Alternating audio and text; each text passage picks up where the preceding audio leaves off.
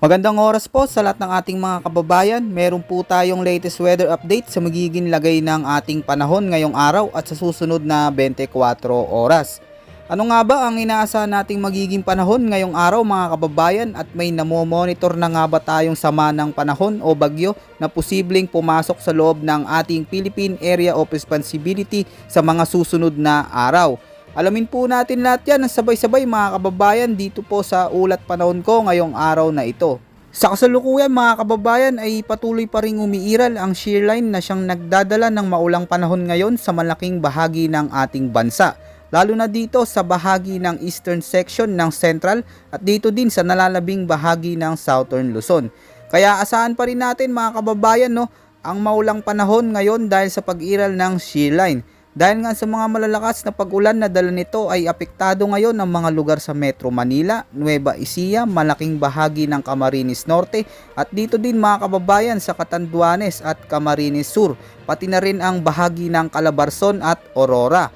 Kaya asahan po natin mga kababayan, ang mga lugar na ito ay makakaranas ng maulap hanggang sa madilim na kalangitan na sinasamahan ng pag-ulan, pagkulog at pagkidlat, lalo na pagsapit ng hapon at gabi. Posible din na mga biglaang pagbaha at pagguho ng lupa, lalo na kung magdudulot ito ng malalakas na pag-ulan. Kaya sa mga kababayan natin na nakatira sa mga nabanggit natin ng mga lugar ay maging alerto po. Samantala, Northeast Monsoon naman mga kababayan ang malaking nakakaapekto dito sa bahagi ng Cagayan Valley, Mountain Province, kasama na rin ang Kalinga, Apayao, dito rin mga kababayan sa Ilocos Region at nalalabing bahagi ng Cordillera Administrative Region. Dahil dito ay magiging maulap ang kalangitan na may isolated rain showers at thunderstorms pagsapit ng hapon at gabi.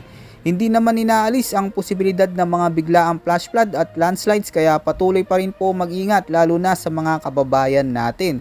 Dahil sa mga pagulan na ito ay apektado din ang mga lugar sa Central Luzon, kaya asahan po sa mga kababayan ang maulap na kalangitan at kalat-kalat na pagulan pagsapit ng hapon o gabi.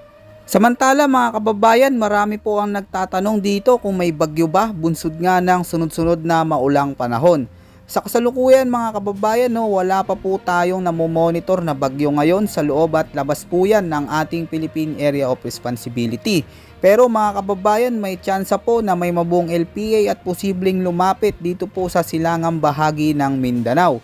Kasama din ang Southern Luzon, at pagsapit naman ng second week ng December ay posible po na meron tayong mamonitor na dalawang bagyo base po sa tropical cyclone threat potential, at kung sakali nga na lumakas pa itong LPA bilang bagyo mga kababayan ay tatawagin ito bilang bagyong Kerubin, at yung pangalawang bagyo naman ay tatawagin bagyong Rumina.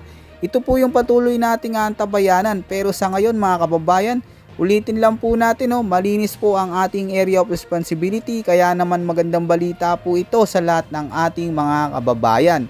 Ngunit hindi po inaalis ang posibilidad na posibleng may pumasok na dalawang bagyo sa ating area of responsibility. Huwag po kayong mangamba mga kababayan, dahil ito pong ulat panahon ko ay hindi po para pangambay ng ating mga kababayan, kundi para paghahanda lamang. Kaya sa mga kababayan natin, kahit na wala pa po tayong namomonitor na bagyo sa kasalukuyan, ay maigi pa rin yung mga dapat po nating gawing paghahanda, lalo na po tuwing may papasok na bagyo sa loob ng ating area of responsibility. Bukas naman ay asahan pa din ng maulang panahon sa nalalabing bahagi ng ating bansa dahil sa patuloy na pag-iral ng shear line at northeast monsoon. Kaya maigi pa rin po yung mga dapat nating gawing paghahanda mga kababayan, tuwing nakakaranas po tayo ng maulang panahon at malalakas na pag-ulan. Huwag din po natin kalimutan na palagi magdala ng payong sa tuwing lalabas po tayo. Yan po muna ang latest weather update natin at ulat panahon ngayong araw mga kababayan ko, at ito po ang inyong weather forecast ng bansa. Maraming salamat po at ingat po sa ating lahat.